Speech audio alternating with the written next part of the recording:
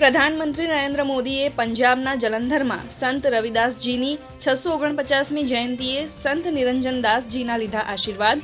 સંત નિરંજનદાસજી સાથે આત્મીય સંવાદ કર્યો. આ મુલાકાત શ્રદ્ધા, સમરસતા અને આધ્યાત્મિક ચેતનાનું રહી પ્રતીક.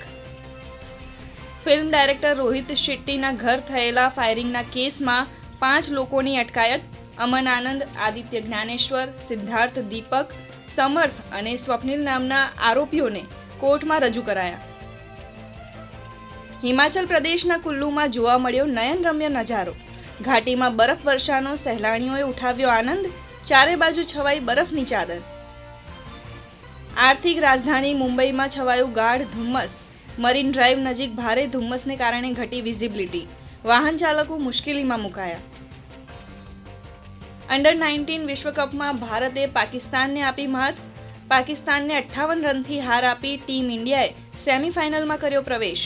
દેશભરમાંથી ભારતીય ટીમને મળી શુભેચ્છાઓ.